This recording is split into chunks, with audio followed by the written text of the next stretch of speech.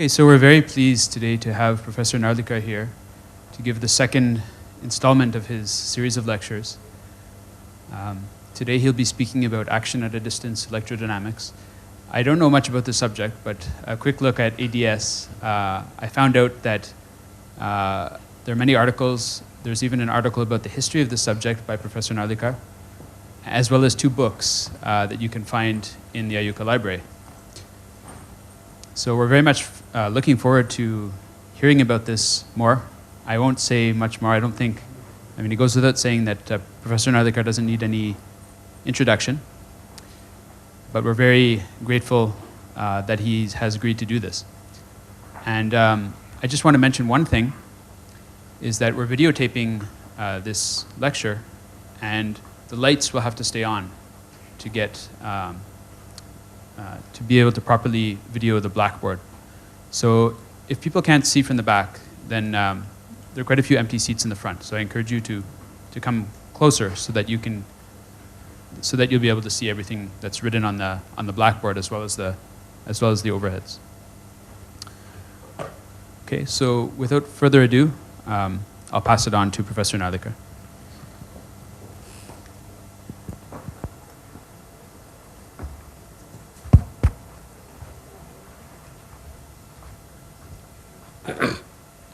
Well, I would like to start with telling you an anecdote which I heard when I was in school in Banaras Hindu University. One of the senior faculty members from physics had told this story, that when he was a graduate student in Chicago, Heisenberg had visited. And they had arranged 5 lectures by Heisenberg to review quantum mechanics or whatever the state of affairs was in quantum mechanics in those days, which was maybe in the 30s or something. And this gentleman was asked to look after him so that he doesn't need to run around for any particular thing. So he was with Heisenberg. So on the first day, the hall was overfull and people had to stand outside. The second day, it was comfortably full. Third day, it was half full. Fourth day, it was even maybe about 1/4 full. And on the 5th day, when these 2 people reached the hall, there was nobody else there. So Heisenberg said to this young man, come on, let's go and look at Chicago. So I'm sort of telling you this story because of the numbers here. I don't want to pretend any other comparison with Heisenberg. Now what I want to do is review the absorber theory of radiation, which is ascribed to Wheeler and Feynman. So these are the different, as it were, chapters in what I am going to say, and we will come to those one by one as we go along. And what I want to point out is the last line, future developments, question mark. So if any of you are interested in the subject after going through these lectures, there is some scope for future development or for you to work on. So I will go to the historical background, which as you see here, there are 2 names, Newton and Coulomb, and of course Newton's law of gravitation is this inverse square law here, and Coulomb's law of electromagnetic attraction, or not electromagnetic, electrostatic attraction or repulsion is given by this formula. They are very similar, and one could say that The first one was this gravitation one, and second one was came much later, but they took it as a kind of natural extension of the gravity law, because nobody questioned as to what was the nature of interaction and so forth. But what happened was, you have to test the laws by experiments, and one of the results that came out of comparison of Newton and Coulomb was that the law of gravitation was sufficient to explain laboratory and astronomical phenomena in gravitation. So, at the moment we are not talking about the very fine distinctions which general relativity brought up. I am talking about a century earlier.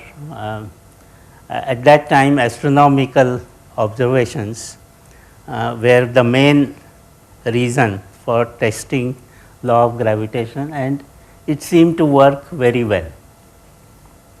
But when it came to laboratory phenomena in electrodynamics, it was found that Coulomb's law does not explain everything. There are events or phenomena which cannot be understood with Coulomb's law, which requires something new to be put into the overall understanding of electromagnetic theory. And there was a letter written by Gauss to Weber, and this was in 1845. I would like you to keep in mind this date.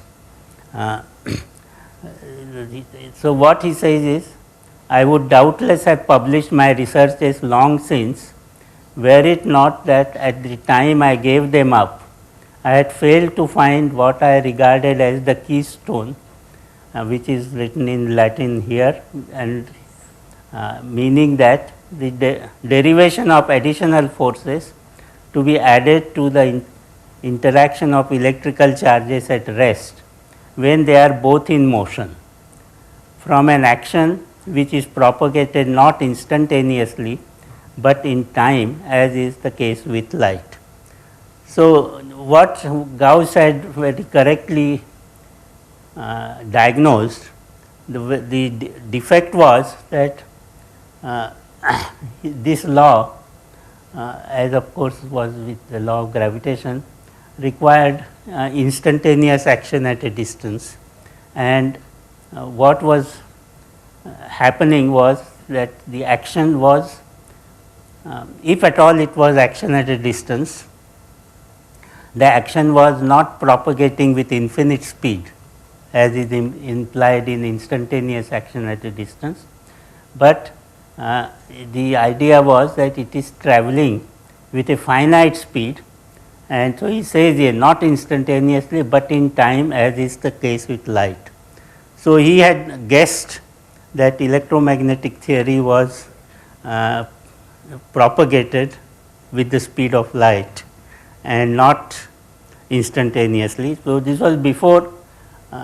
So, I would say the one reason I said look at this date was just 20 years before Maxwell's electromagnetic theory, which established the fact that light travels, the electromagnetic effects travel with the speed of light. So, here it says Gauss's problem was solved, which when Gauss says that I could not complete the problem must be very difficult, because Gauss was obviously very intelligent. Yes? Was he prompted by any specific experimental requirement?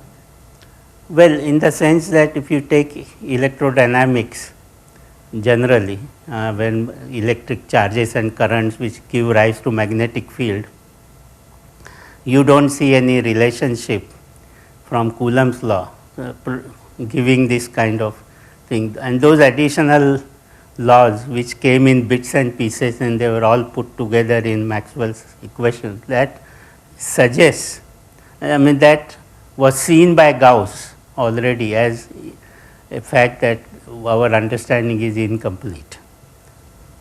So, here you see two world lines of charges EA and EB, and there is a typical point A on the world line of charge A.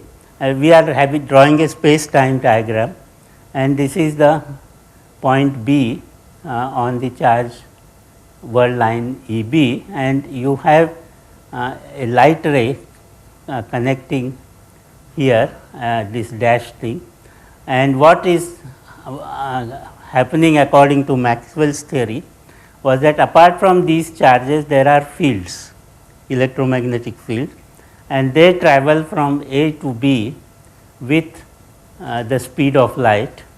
So, the idea that the action propagates not instantaneously, but with the speed of light was fulfilled here, but in a different way. It was not action at a distance, but an action which was communicated by a field which traveled, the disturbance traveled from here to there. So, one could ask, this is fine, this turned out to be an alternative solution to the Gauss's problem, but not the way Gauss had probably intended. He wanted an action at a distance traveling with the speed of light. So, that particular expectation was realized by these three scientists, Schwarzschild, Tetrode and Fokker, in different journals at different times, as you see, but all of them were in the first 2-3 decades of the last century. So, here you write down the action principle.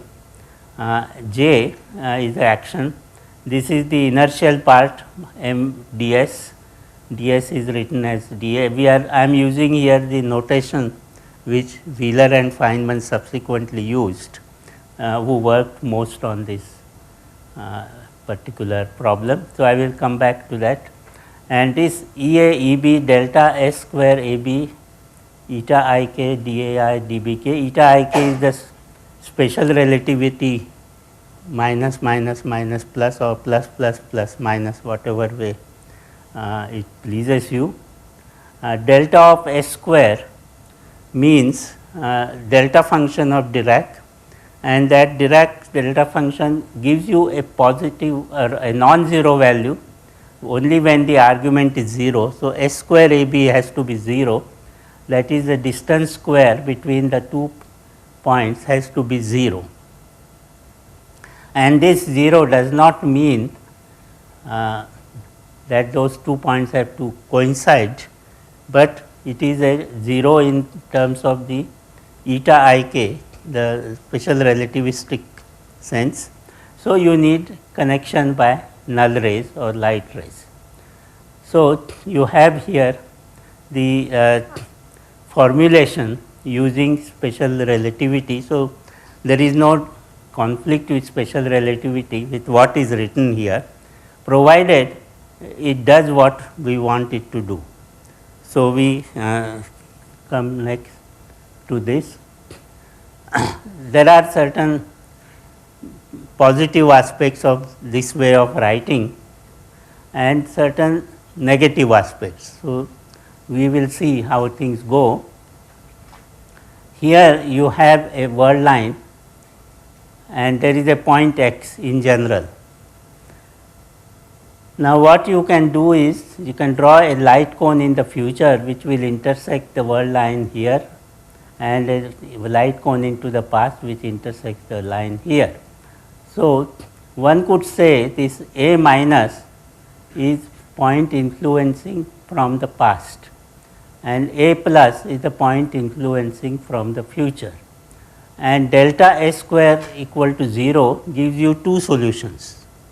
That means, when you write down for point x and the points on this line, if you ask this question, how can we get a 0, not 0 for delta function argument, and how can we get it in this picture? The answer is you will get only 2 points where the light cones intersect, one in the past and one in the future.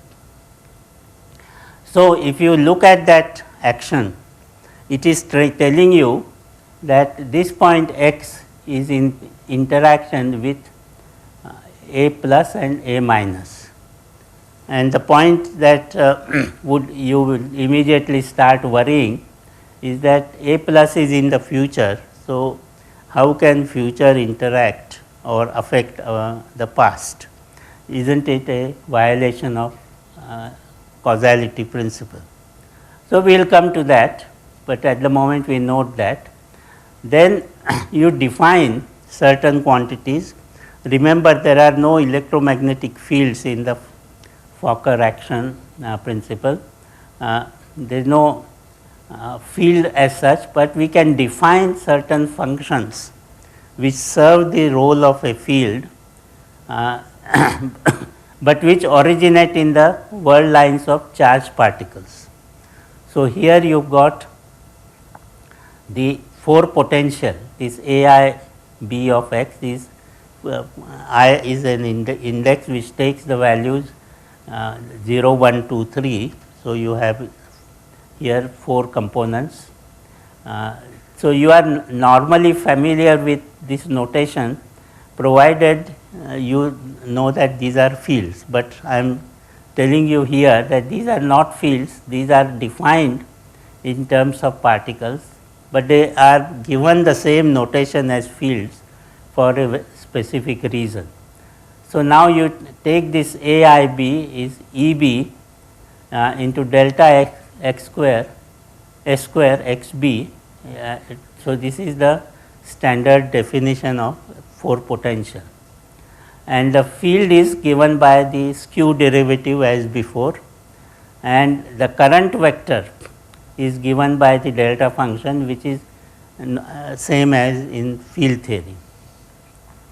So, here what happens is, if you look at this point x and you want to know what is happening to B, just as we had this backward signal, here you can have x is affected by advanced field and retarded field, and these advanced and retarded are together producing the total effect of charge B at point x. So, if you try to do the what you call Gauss's prescription, what Gauss was looking for, now everything is in place. You have got a theory which is consistent with special relativity, which has the speed of light as the light barrier, and these functions are field and potential. These are defined in terms of electric charges. So, you have here action at a distance without the use of any fields. So, if you use those definitions, then you can prove by a relatively simple algebra the following things. This gauge condition, the ai comma I equal to 0, this is identically satisfied by that integral definition, and the wave equation satisfied by this ai is equal to 4 pi j. This is also identically followed by the formula which I had written for ai in terms of the ji essentially, and this is the third identity. This is equation, by the way, this is in a sense equation, but it is identically true because of the way we defined it. And here you have again an identity which you are familiar with from Maxwell's theory, but here it is proved from those integrals. So, it is not a difficult thing to prove, but you can assert that these things are following in general. And then there are certain equations.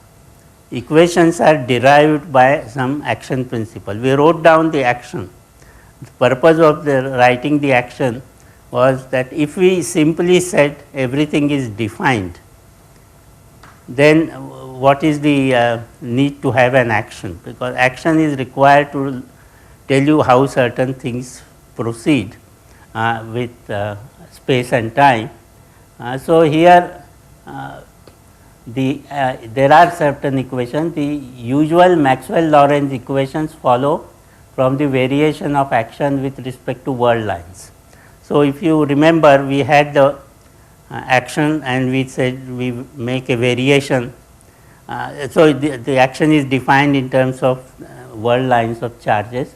So, you say that if you vary the world lines of charges, you will get this from the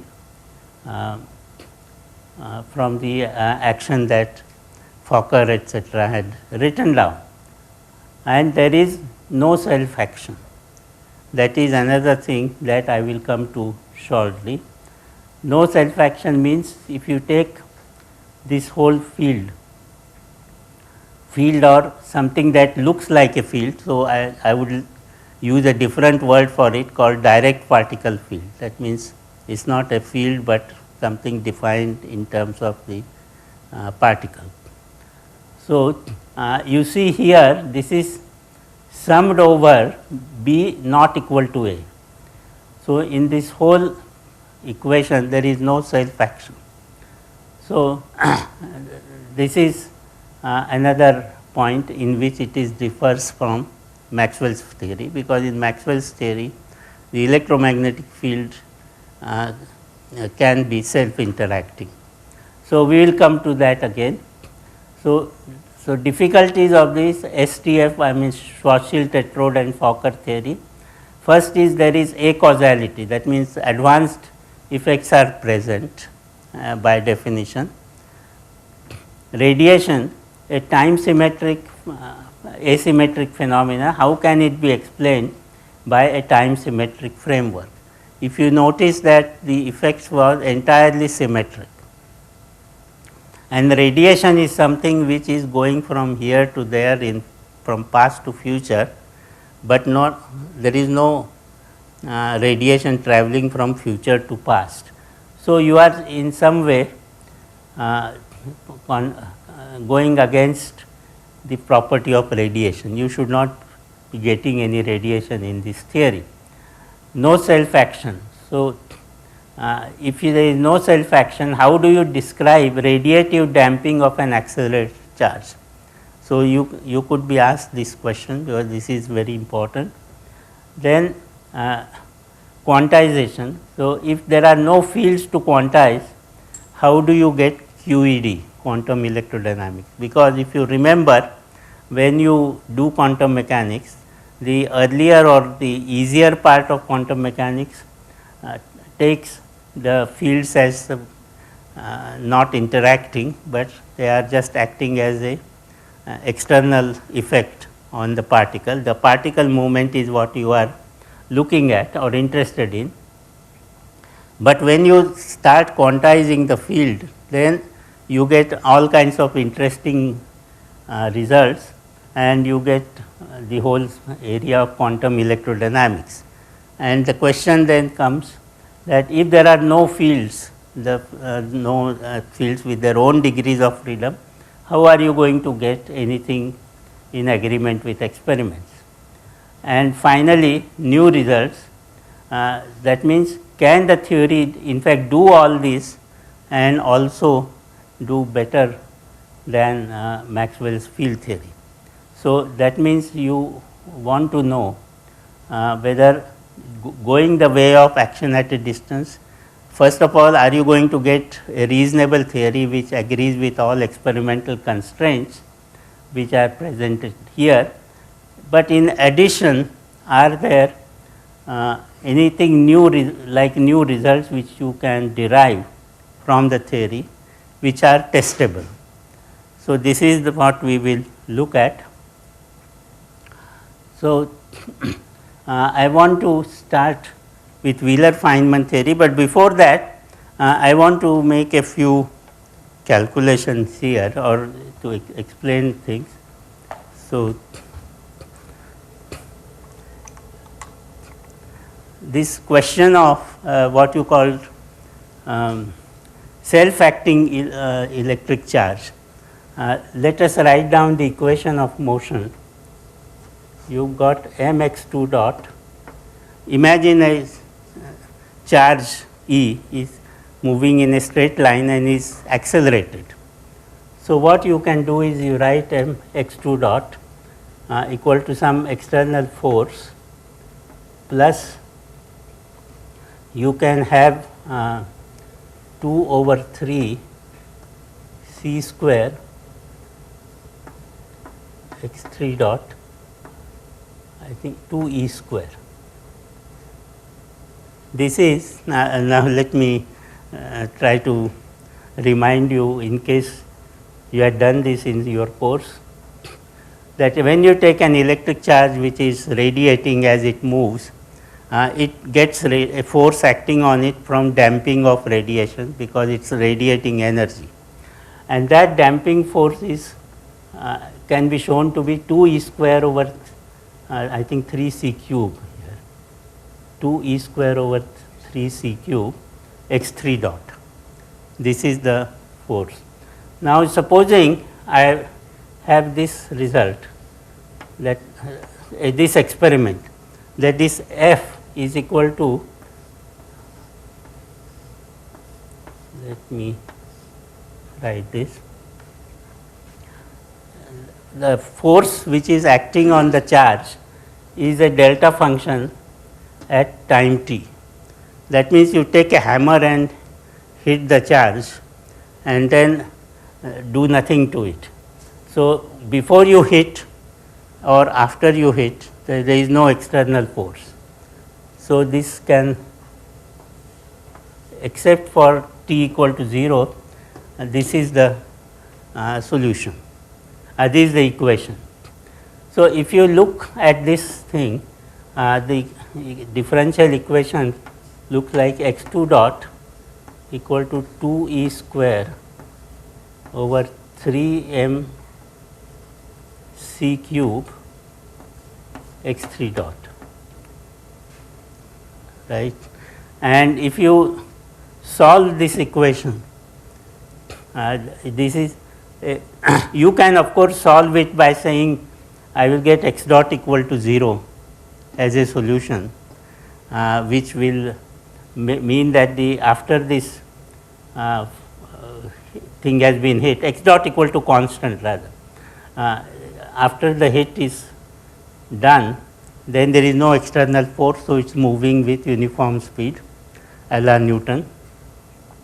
So, I could get a solution x dot equal to constant, then both sides are 0. So, this is one possibility. However, if you do this x dot equal to constant, remember you have to solve this particular part also.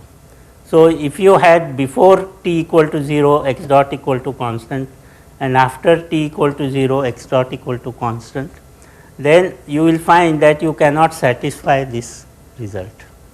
So, obviously, you cannot have this particular solution. You have to take into account the full or general solution of this, and this can be written as x dot or x2 dot, right, is proportional to e to the t over tau.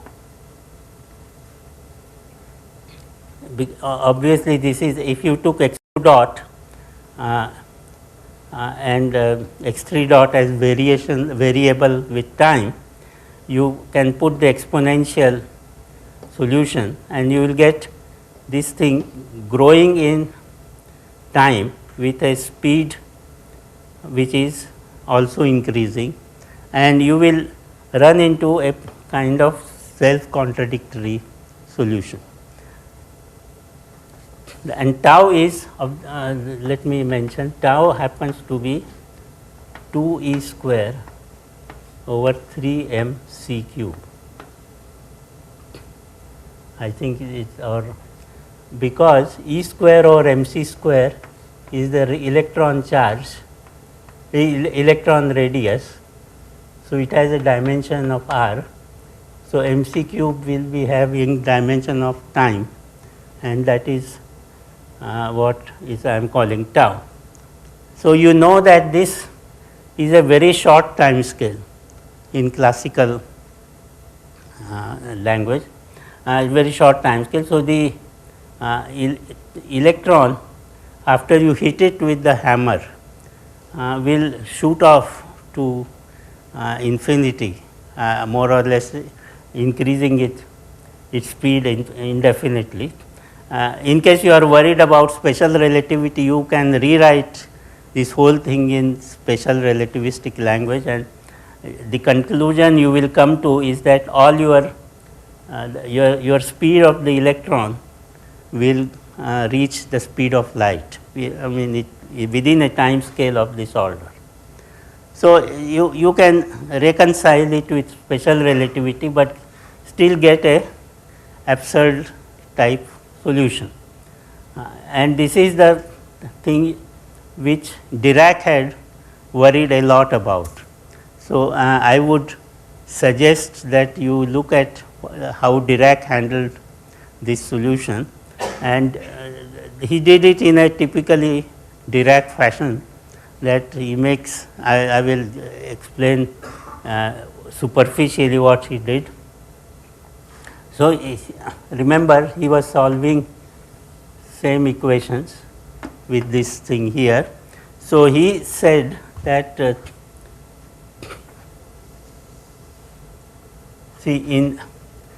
normally what you do is you say that here is a charge sitting, and I am going to hit it with the hammer at time t equal to 0. So before t equal to 0, the charge was at rest. So there is no harm in making that assumption. So the charge is at rest, and here you hit it with the hammer, and then it went like this, exponentially rising in time. So Dirac said that this gives rise to infinities, or speeds approaching speed of light in a very short time, which you never see in the lab. So this, obviously this is wrong. So looking at this equation, his solution was like this. This is t equal to 0.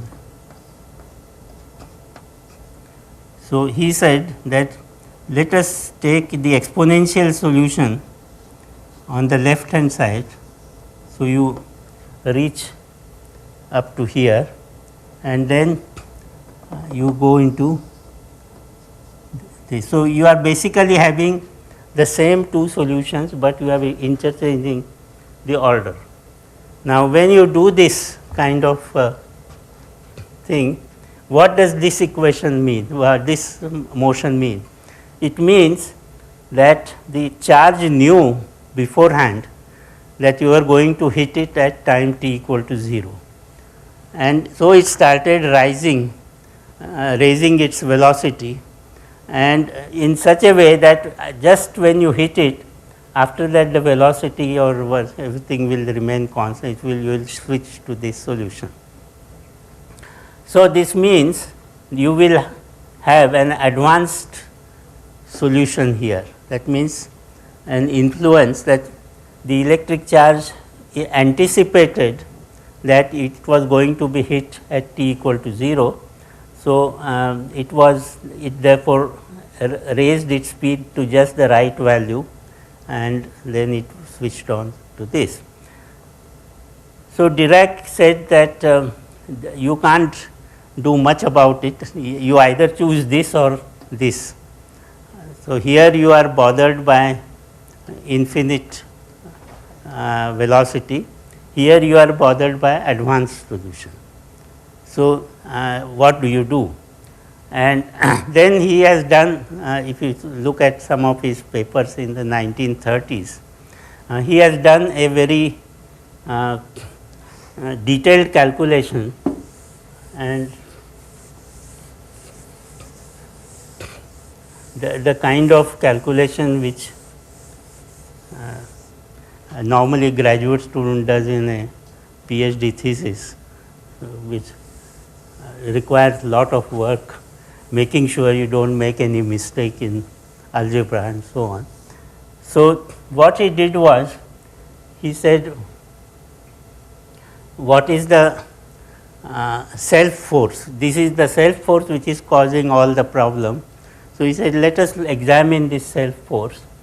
So, self force means this is the charge E, and it is producing whatever potential or force you have, and that is acting on itself. And that how do you evaluate? So, you do some limiting process, and when you do the and this is where I am saying that it's an extremely tricky algebra that he does, and you get lots of terms. Now, if you get a term which is like 1 over r, now 1 over r is infinite at r equal to 0. You have to evaluate everything at r equal to 0. So, when you take 1 over r as infinite at r equal to 0, but if it is equally in all directions, then it cancels. So, you would say that although the force from any angle you approach is going to diverge, if there is symmetry about the particle, then it will give you 0. So, he does this very, very carefully.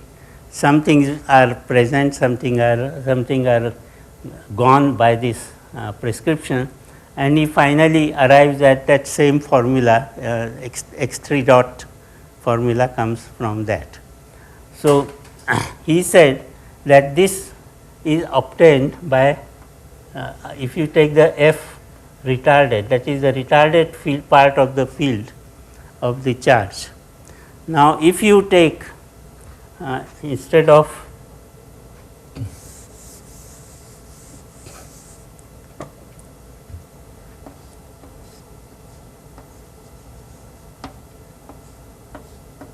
I will write first.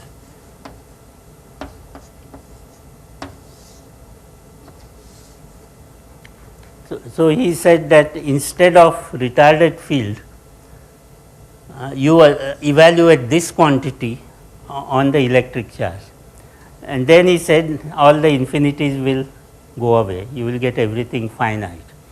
The reason being, this goes as infinite and this goes as infinite, and if you evaluate it at a sufficient distance and then go to 0, then you will get a finite value, and that finite value is that same x3 dot term. So, Dirac said that when the electric charge is moving, it is subject to this force, the self action force, and he said that that will produce the kind of damping that you require, but it of course does not solve those problems. So, he said if you are worried about that second solution which went like this and then this, which had an advanced field, he said that I can now justify it by the fact that there is an advanced part in the whole force. So, he said that this difference, advanced part does not entirely go away, but it remains up to a small order, and that is exactly what is causing this rise. So, if you look at purely classical electrodynamics, you find that even with Maxwell's theory, because here I am not using any action at a distance, I am just taking the field that you produce in Maxwell's equations, those are the ones being used, and you get into these problems, and if you want to get out of it, you get saddled with some advanced part. So, Dirac's idea was that it is advanced part is inevitable, although he could not say how to derive it from basic considerations. So, what Wheeler and Feynman did was to arrive at a way that this gets explained very naturally. So, I will now come to this.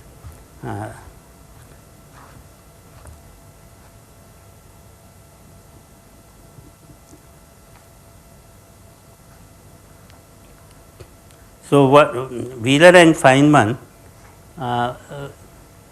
wrote 3 papers supposedly, of which let us see, I have got it the wrong way. Yeah, paper 3 was written in 1945, they called it paper 3. Paper 2 was written in 1949. So, you ask when was paper 1 written, and the paper 1 was never written. At least there is no thing which they called paper 1, although they may have discussed it in one or other places. So, in fact, Feynman was Wheeler's graduate student, and he wanted some challenging problems. So, Wheeler said, let us look at action at a distance in totality to see whether the causality problem of the Schwarzschild-Tetrode-Fokker theory is removed if we properly include the response of the universe, provided it is a perfect absorber. Now, this is a second part is of course what subsequently was found, but the purpose was to explore action at a distance and see whether one can get a consistent theory out of it. So, what is happening here in this diagram is basically you have electric charges all over the universe, and you start with here, and this charge will radiate retarded as well as advanced waves, because everything is symmetric. You saw that there was half forward, half backward. So, if you take the full retarded part going into the future, it will hit other charges at later time, and each charge will move under this retarded field, and when it moves it will again radiate or put out its own retarded and advanced. And so, if you take this retarded hitting here, this will produce an advanced part which will come back exactly along the way it went, and another part will go this way. So, you have all these points producing a retarded advanced contribution which arrives back here instantaneously. That means, you have an electric charge here, you move it like this, that will produce radiation, that radiation will travel to Andromeda galaxy or whatever, taking millions of years, but it is going along the light cone, and when it hits Andromeda, the response will come back in advance, and so you will get that response now, although it went so many million light years away. So, the idea is the time the retarded stimulus left A, that is this charge, is at t1. The time it reached x at a distance rx is t1 minus rx over c. This is just the speed of light with which it moves. I am just going from here to there, and time the response from x arrives back is back again at t1. So, the response of the universe seems instantaneous. This is what they realized. So, they said that you cannot ignore the whole universe when you are discussing the motion of a single particle in your laboratory. So, they said, but can we include the whole universe in a coherent fashion? how can we evaluate the effect of the universe. So, what they did was, they did a calculation like this. You first start with a full retarded field from the charge, your local charge A, and that retarded field is going out with speed of light. The charge A actually gives out not the full retarded, but half retarded minus half advanced. So, that is what the charge individually gives out, and let us call it the amount which the charge itself gives out, and the response of the universe, which is coming from all over the universe. If you can show that the response of the universe is half retarded minus half advanced, if you can show this, then this together with this will give you the full retarded field. So, what you have done is, you have started with a field which is retarded and advanced. The retarded field goes in the future and produces a response. That response added to the basic charge, the basic emission by the same charge will give you back the full retarded. So, everything is as consistent with causality as can be desired, and they showed that what you need therefore is a universe which is completely absorbing. That is it, I will come to that in a minute. That means this retarded field that is producing disturbances in the universe, that universe cannot be empty. If you have empty universe or a universe not sufficiently full, then this response of the universe that you are expecting, I have not proved this yet, nor they did not prove it immediately, but this was their argument, that if we can prove it to be this, then everything is fine and we get retarded as self consistent. And this response of the universe that they are getting must be the result of the single impulse which the original charge gave out. So, what is the meaning of this? So, you find the 1945 paper, they give you 4 different derivations of this result. So, at different levels of generality, and if they show that this is what happens in a completely absorbing universe, that means all the retarded and advanced fields generated by all the particles, they go to 0 faster than 1 over r as r goes to infinity. If this happens, then you are able to say that the universe is completely absorbing. So, let me go further. And what they found was that the static Euclidean universe is of that type. That means, if you took a static universe which is having Euclidean or Minkowskian geometry, then that universe will produce and you have sufficient density of charges all through, constant density of charges. So, if you took that kind of universe, then you will find that this complete absorption formula works, and you will get consistency with observation. But the argument is still time symmetric and needs thermodynamic arguments to eliminate the advanced solution. So, let me end today's talk by discussing this. So, first of all, what you do is, in a simple derivation, if you have the paper of Wheeler and Feynman accessible to you and you can get it in the library very easily, you find that there is what they call the second solution. which deals with sufficiently general thing, but it requires the universe to be uniform and what you call static in the large scale.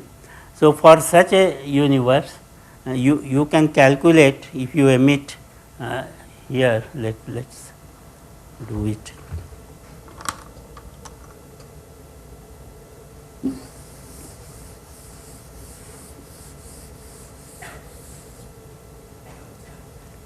So, if you have at r equal to 0, you send a wave, spherical wave outwards. Now, this spherical wave outwards will hit other charges and make them move. Now, the advance field of any particular charge, let us see what it does. So, we take see your charge is here r equal to 0 and you have got one charge here, and the effect of this charge starts this in motion, and that produces an advance field which is going backward in time to this place. So, essentially this one would say is that field is converging on this charge. This you can say an advance field is either going backwards in time or coming from backward in the direction in which it is converging to the center here. So, you will have here a sphere converging on here, and you can do this everywhere. So, let us take all the spheres, all the charges lying on a particular distance. You will find that for at large distance they will have wave fronts which will look like this, almost straight, and if you take the asymptote, it will be a spherical one, and that is going through this point r equal to 0. So, what this point will see is an advance field plus originally it had sent out the retarded, and that is how both the results come together. So, this is just a pictorial way which they discuss in their calculation, but you can see the evaluation of integrals exactly and convince yourself that what they are saying is true. So, what happens basically is that you have here a static uniformly dense Euclidean universe producing the response which cancels the advance part completely. So, let me write here.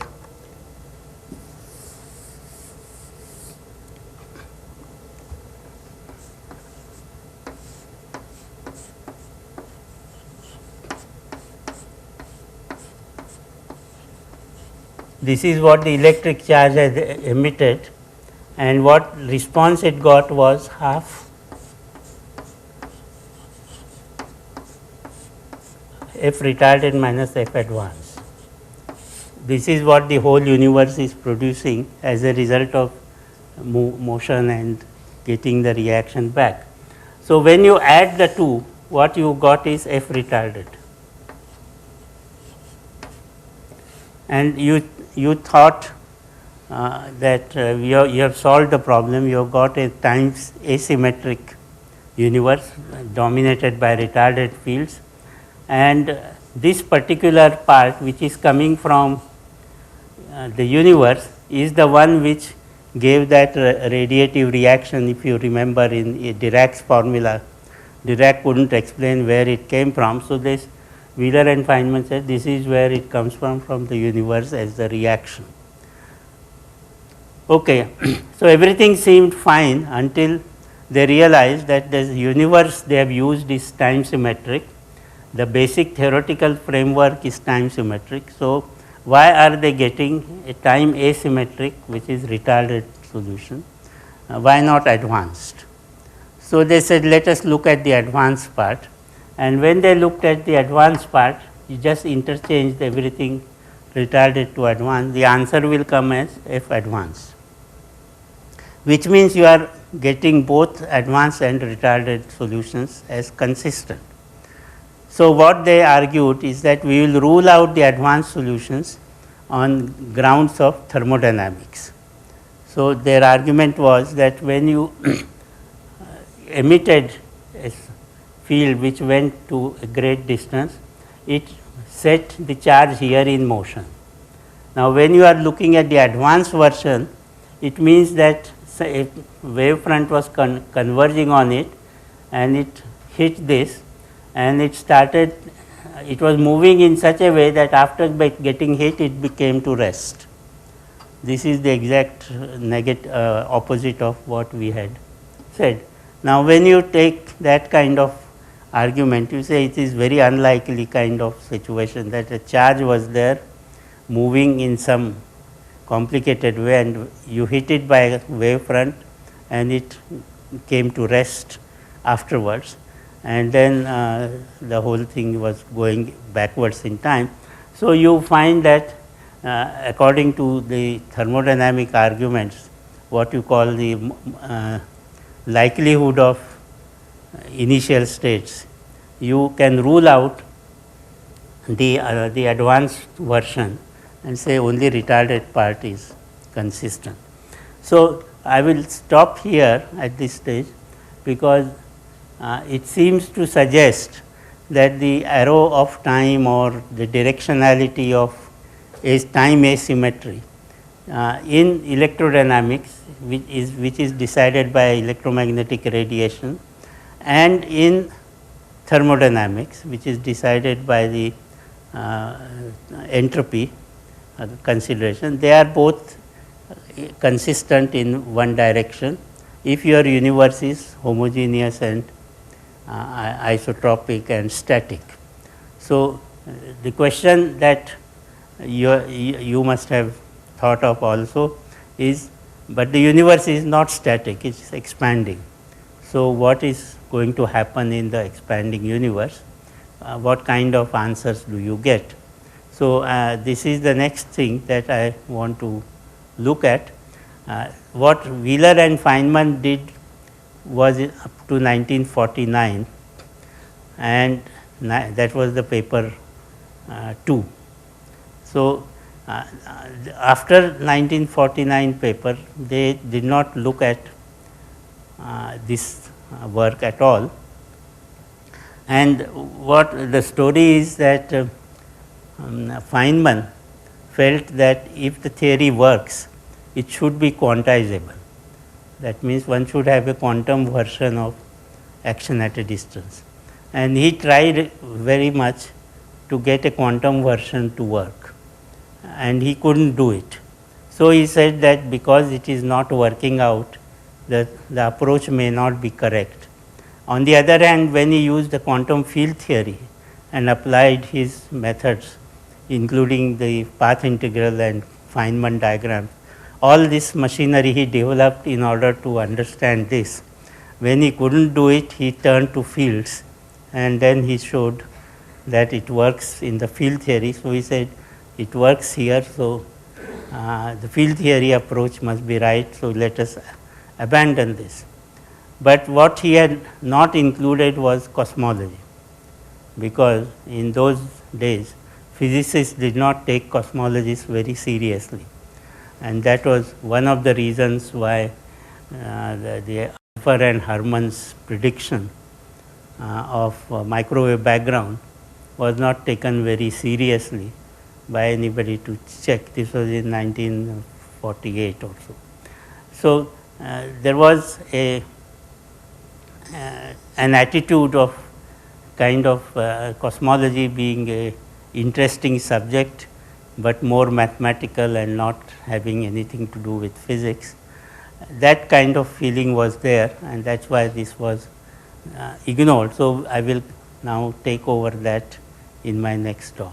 I think I will stop here.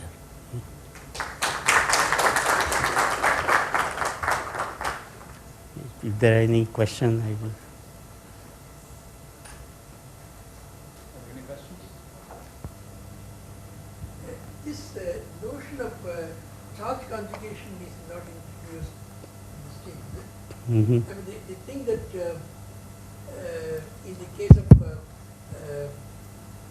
Feynman propagator, exactly the same notion starts with interpreting that the charge conjugates move in the opposite direction in the time.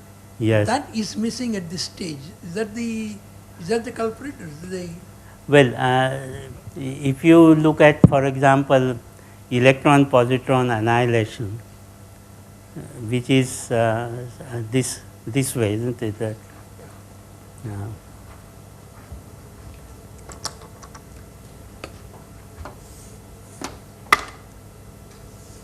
so here in the action at a distance theory, you have to allow for lines which are doing this. And when you do this, you can get the answer right. Only thing is, some of the jargon of field theory you cannot use or don't use, but you can get everything right. Even this thing, closed loops, but I will come to that later in its proper stage. Any other questions?